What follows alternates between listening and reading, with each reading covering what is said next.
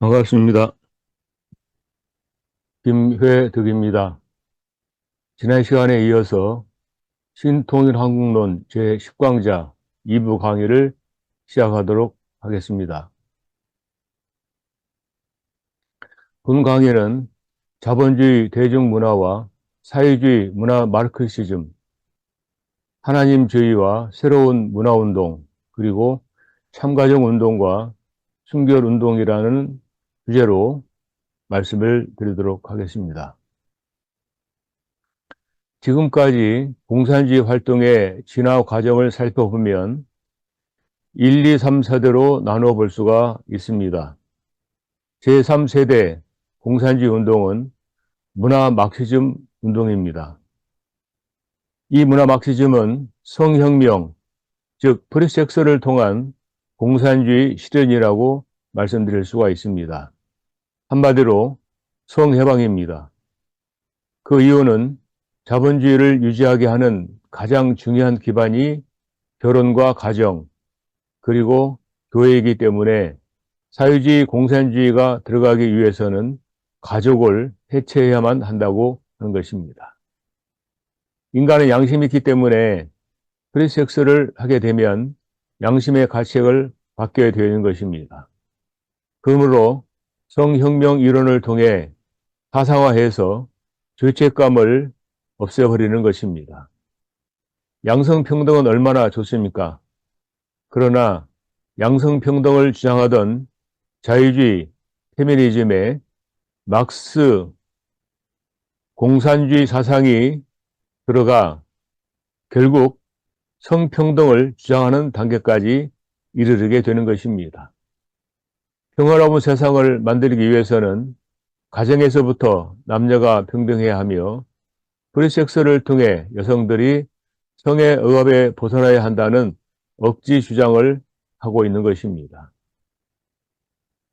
그러면서 젠더 이론까지 등장하게 됩니다.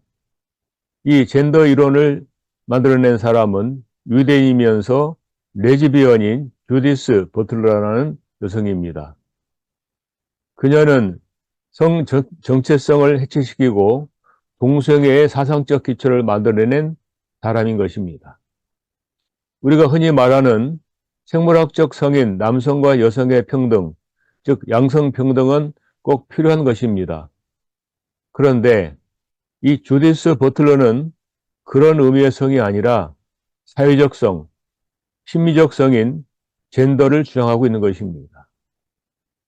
여기서 사회적 성으로는 대표적으로 여성끼리 만나는 레즈비언, 또 남성끼리 만나는 게이, 그리고 남성과 여성을 공동하게 사랑하는 양성애자, 또 남성이 여성이 되고 여성이 남성이 되는 트랜스젠더, 그리고 남성도 여성도 아닌 인터섹스, 즉 간성이라는 것도 있다고 합니다. 그 밖에도 50여 개 이상의 성이 있어서 그 성을 전부 레벨을 만들어 인간이 자유 선택하도록 해야 한다는 것이 바로 젠더 이론의 핵심인 것입니다.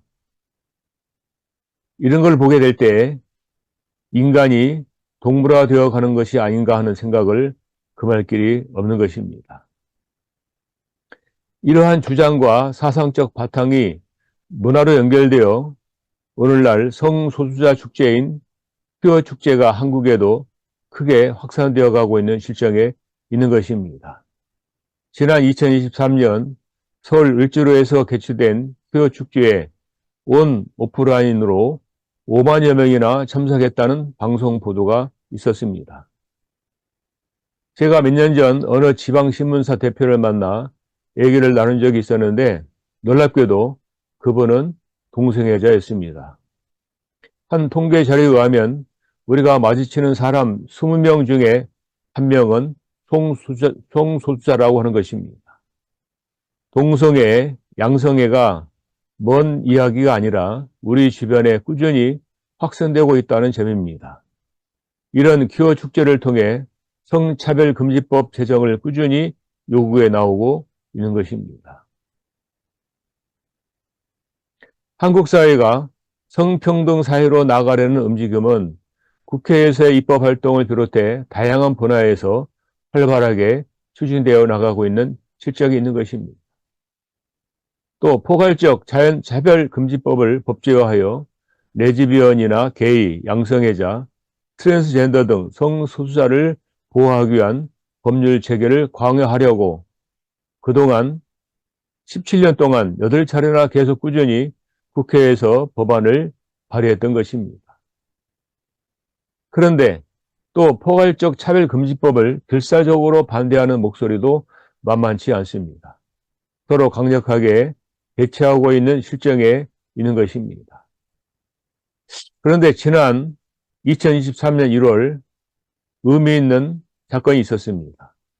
서울고등법원 판례에서 남성끼리 사는 동성 부부에게 건강보험을 일반 가정과 같이 허용해 주라는 판결이 나와 사회적 주목을 받은 바가 있습니다. 앞으로 어떻게 우리 사회가 변화되어질지 걱정이 되고 있는 것입니다. 최근 한국 사회에서의 성개방 문화와 순결 문제에 대해서 잠시 알아보도록 하겠습니다. 지난 2022년 통계청과 여성가족부가 발표한 자료에 보면 13세에서 24세 사이의 청소년에게 혼전 동거에 대해 물어보았더니 응답자 가운데 65.2%가 찬성한다고 말했습니다. 뿐만 아니라 결혼하기 전에 성경험을 하는 비율이 점차 증가하고 그 연령도 낮아지고 있다는 것입니다. 연애를 시작하면 성관계로 나아가는 것을 당연한 진도로 여기는 성문화는 인터넷이나 대중매체, SNS 사회 관계망 서비스에 의해 확산되고 있는 상황이 있는 것입니다. 혼전 성교를 지키거나 순결을 강조하는 사람들을 오히려 무능하거나 고리타분한 존재로 치부하고 있다는 것입니다. 여러분, 앞으로 이러한 자본주의의 쾌락적 문화와 또 문화 마르크시즘의 퇴폐 문화를 어떻게 극복해 나갈 수가 있겠습니까? 무엇보다도 성결 과제는 새로운 가치관을 정립하여 올바르게 의식개혁을 해 나가야 할 것입니다. 그러기 위해서는 공산주의의 유물론과 자본주의의 유심론을 극복하고 나아가 첨단 과학 문명까지도 포용하고 지도할 수 있는 절대 가치가 필요한 것입니다. 결국 그것은 하나님의 심정과 참사랑을 중심한 올바른 가치관이어야 하는 것입니다. 그런 올바른 성 가치관을 세우기 위해서는 우리는 먼저 가정의 중요성에 대해 확실하게 깨달아야만 할 것입니다. 그 이유는 가정이야말로 사회 구성의 핵심적 기본 단위이고 건강하고 행복한 참가정을 통해서만이 올바른 개인의 인격과 행복하고 평화로운 사회와 세계를 실현할 수 있기 때문인 것입니다. 여러분, 인간은 태어나면서부터 가정에서 부모의 사랑, 부부의 사랑, 형제, 자매의 사랑, 자녀의 사랑, 즉 4대 사랑을 체험하고 실천하면서 참 사랑의 인격자로 성장되어 나가는 것입니다. 가정에서 이러한 4대 사랑을 온전히 배우고 훈련한 사람은 사회에 나가서도 언제 어디서나 상대에게 도움을 주고 그를 위해 주는 이타적인 사랑을 주고받을 수가 있기 때문인 것입니다. 그런 점에서 이 4대 사랑은 사회에 나타나는 모든 사랑 관계의 원형이라고 말씀드릴 수가 있는 것입니다. 그런 참사랑의 인격자들이 많아질수록 사회는 건강하게 되고 사랑으로 충만하게 되는 것입니다. 나아가 이러한 가정들이 모여 사랑에 넘치는 평화로운 나라와 세계를 건설할 수가 있는 것입니다. 따라서 참사랑의 가정을 세우는 것이 세계 평화의 기초가 되는 것이라고 말씀드릴 수가 있는 것입니다. 그러므로 지금의 온갖 사회 문제를 해결하고 나아가 세계의 평화를 실현하기 위해서는 무엇보다도 먼저 온전한 가정을 찾아 세우는 것이 가장 중요한 성결 과제라고 말씀드릴 수가 있는 것입니다. 그런 건강하고 행복한 가정을 실현하기 위해 청소년 순결 문제에 대해 우리가 깊이 생각해 봐야 될 것입니다.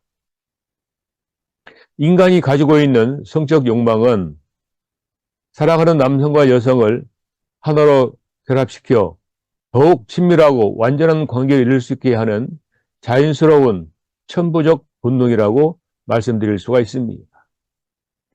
서로 위하고 기쁘게 하려는 남녀의 사랑은 부부관계 속에서 마음과 더불어 육체적으로도 친밀하게 교감하는 성을 통해 더욱더 깊어지고 완전해지는 것입니다.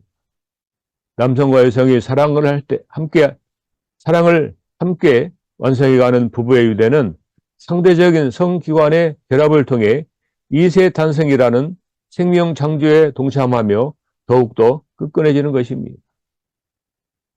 자, 그렇지만 참 사랑과 책임을 전제하지 않은 성은 순간적인 쾌락일 뿐인 것입니다. 그리고 불안과 죄책감, 두려움, 이기적 탐욕 등을 통해 인간의 영혼에 매우 해로운 영향을 끼치게 되고 마는 것입니다. 따라서 결혼 전 순결은 남녀 모두가 사랑과 책임의 윤리에 기반하여 성적 행동을 절제하고 진정한 사랑의 상대를 위해 귀하게 지켜져야 한다는 것입니다. 여러분, 사람의 인체 가운데 어느 부위가 가장 중요한 것이겠습니까? 물론 인간의 두뇌와 얼굴과 오장육부 어느 한 곳도 소중하지 않은 부분이 있겠습니까만 사람이 사랑의 인격을 완성하고 행복한 가정을 완성하는 데 있어서 가장 중요한 부위는 생식기라고 말씀드릴 수가 있는 것입니다. 그 이유는 그 생식기를 통해 영원한 부부의 인연을 맺게 하고 또 부모의 사랑과 생명과 혈통이 그 생식기를 통해 자녀에게 연결될 수 있기 때문인 것입니다. 참가정에 있어서 생식기의 죄인은 결혼한 배우자라는 것입니다. 절대 나누지 말아야 할 사랑 관계가 있고 나눌수록 좋은 사랑의 상대가 있는 것입니다. 그것은 부모의 자녀에 대한 사랑은 공평하게 나눌수록 커지고 좋은 것이지만 부부간의 사랑은 나누게 되면 불행해진다는 것입니다. 현재 우리나라 대한민국의 헌법 10조에는 사람은 누구나 행복을 추구하는 권리를 갖고 있다라고 규정되어 있습니다. 이것을 근거로 성적 자기결정권은 인권이고 기본권이라고 주장을 합니다. 그런데 청소년도 인간이라는 것을 인정한다면 마땅히 청소년에게도 이런 권리가 있다는 것을 받아들여 성적 관계를 맺거나 거부할 권리, 자기의 성적 지향과 성별 정체성에 대한 정보를 얻고 자신의 정체성을 형성할 권리를 갖는다고 주장하고 있는 것입니다. 다시 말씀드려 현행법상 누구나 16세부터는 성적 자기결정권을 갖고 보호해야 한다는 주장을 하고 있는 것입니다.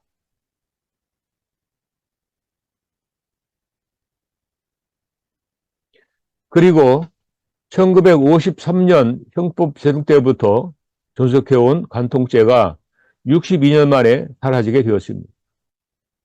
이런 현상에 대해 우리는 결혼계약과 가정의 가치보다 개인의 성적 방종의 권리를 더 중요시하고 있는 것이 아닌가라는 의문심을 가지지 않을 수 없는 것입니다. 그러면 여기서 우리가 양심과 성의 관계에 대해서 알아보도록 하겠습니다. 한 통계 자료에 따르면 혼전 동거하는 사람들 가운데 90% 이상의 사람들이 자신의 동거를 남이 아는 것을 원치 않는다고 했습니다. 자신의 동거하는 삶을 숨기려고 한다는 것입니다. 또 미래의 배우자가 동거했다는 사실을 알게 되면 결혼하지 않겠다는 응답이 70% 이상을 차지하고 있다고 합니다. 이러한 통계 자료를 보게 되면 결혼한 배우자 외의 성행위나 성관계는 양심이 원하는 행위가 아니라는 사실을 강력하게 입증해 주고 있는 자료라고 할 수가 있을 것입니다. 양심에 위배되지 않는 행동을 하겠다는 것은 인격의 성숙함을 이루고 성적인 사랑의 책임을 완수할 수 있는 진실된 사람이 되겠다는 결심을 의미한다고 할 수가 있을 것입니다. 성에 대한 바르고 성숙한 가치관을 수립하는 과정에서 사회적 성기범과 도덕의 긍정적인 영향을 받을 수도 있지만 근본적으로는 자신의 진실한 양심의 소리에 귀를 기울여 내적인 판단력을 키우고 기준을 수립하는 것이 매우 중요하다고 할 수가 있을 것입니다. 인간의 성기관의 작용은 사실상 성행위의 과정을 거쳐 새로운 생명이 탄생한다는 것을 의미하는 것입니다. 모든 성행위는 그것의 자연적 결과로서 새 생명을 탄생시킬 수 있는 잠재적 가능성을 가지고 있기 때문인 것입니다. 생식기의 새 생명 탄생을 목적으로 하는 구조와 작용은 본래 하나님의 창조성을 인간에게 상속한 위대한 창조적 가치를 인간이 실현한다는 것을 의미하는 것입니다. 원존재, 즉 하나님이 인간을 그의 자녀로 창조해 원존재 자신을 인간에게 확장시킨 것을 인간이 자신의 자녀를 탄생시킴으로써 자신이 자녀를 통하여 확장되었을 뿐만 아니라 사실상 하나님 원존재를 확장시킨 결과를 낳게 되는 것입니다. 성기관은 축복된 새 생명 탄생을 위한 성스러운 도구가 아닐 수가 없는 것입니다. 하나님이 인간에게 성기관을 부여한 것은 인간에게 무한한 기쁨과 행복을 누리게 하고 완성하게 하기 위한 크나큰 축복이 아닐 수 없는 것입니다. 다만 그것을 양심에 맞게 잘 사용하면 축복이고 양심에 어긋나게 잘못 사용하게 되면 고통과 혼란이 따르게 될 뿐인 것입니다. 여러분, 사랑과 생명과 양심 그리고 성은 결국 하나라는 사실을 깨달아야만 할 것입니다. 만일 사랑과 양심과 성이 나눠지게 되면 어떻게 되겠습니까? 결국 불행해지게 되는 것입니다. 사랑과 생명과 양심과 성이 일치될 때 진정한 기쁨과 행복이 실현되는 것입니다. 부부 관계가 그렇고 부부와 자녀의 관계가 그런 것입니다. 사랑과 생명과 양심과 성이 하나로 연결된 그것을 우리는 핏줄, 혈통이라고 하는 것입니다. 여러분, 결혼은 단순히 남녀가 만나서 가정을 이루는 혼례만은 아닐 것입니다. 하나님의 참사랑, 참생명, 참혈통을 이어받는 이상가정을 출발하는 고귀한 의식이라고 하는 것입니다. 뿐만 아니라 국경을 초월한 국제축복 결혼은 인류의 분쟁과 전쟁 등 비평화적 문제를 해결하고 이상적 평화세계를 이룰 수 있는 지름길인 것입니다. 축복 결혼한 남편과 아내의 진실한 사랑은 그동안 서로를 원수시하던 마음을 그러한 증오를 눈 녹듯이 사라지게 하고 사랑과 화해의 마음이 자라게 해주는 것입니다. 나아가 이들 부부의 사랑 속에 태어난 자녀들은 자연스럽게 부모 나라의 전통과 문화와 종교와 사랑을 받아들이며 두 나라가 어울려 살아가는 평화로운 미래를 꿈꾸게 되고 또 국가와 세계를 넘어 천주까지 확장 전개되는 것이 바로 하나님 아래 인류 한 가족의 이상을 실현하는 길이 되는 것입니다. 여러분, 국가는 가정보다 더 큰 가정형이고 세계는 국가보다 더 큰 가정형이며 천주도 세계보다 더 큰 가정형이라는 사실을 알아야 할 것입니다. 본래 인간 조상이 타락하지 않았다면 하나님이 결혼을 허락하시고 축복하신 가운데 참 가정을 이루었을 것입니다. 그런 뜻에서 축복 결혼은 하나님의 창조 번연의 참 사랑과 참 가정 그리고 평화 이상 세계를 실현하는 데 그 근본 목표를 두고 있는 것입니다. 현재 축복 결혼은 특정 종교나 인종과 국가를 넘어 초종교적으로 그리고 전 세계적으로 확대되고 있습니다. 그러한 커다란 목표를 실현하기 위해 문선명 한학자 선생 네 분께서는 수많은 국제축복 결혼식을 주재하고 참가정 순결운동을 전 세계적으로 펼쳐나가고 계시는 것입니다. 지금까지 공산주의자들은 무신론적 문화혁명을 통해 자본주의의 사회 이데올로기를 타파하고 공산주의 세계를 실현하려고 해왔던 것입니다. 그러나 본래 하나님은 절대 가치를 중심한 심정문화 세계를 실현하려는 영원한 꿈을 갖고 계셨던 것입니다.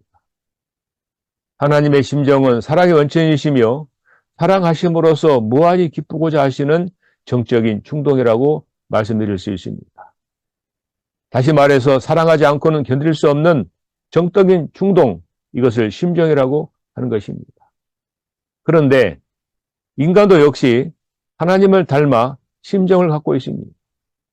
그런 인간의 심정이 하나님의 심정과 공명되고 최월하여 하나가 될 때 비로소 인간의 인격 완성이 가능한 것입니다. 문화라고 하는 것은 이러한 인간의 심정을 중심한 지정의의 활동의 총괄라고 말씀드릴 수가 있습니다.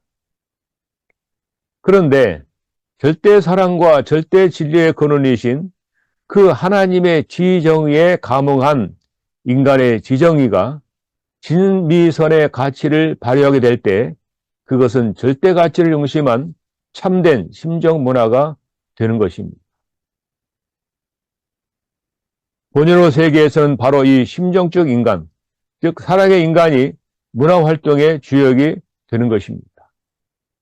경제뿐만 아니라 모든 영역에서 사람들은 사랑을 실천하려고 노력하게 되는데 이렇게 될 때 여기에 심정문화, 절대성과 참가정을 중심한 사랑의 문화가 세워지게 되며 이때 지적활동, 정적활동, 의적활동은 사랑을 중심하고 통일되게 되며 심정문화는 바로 통일문화가 되는 것입니다.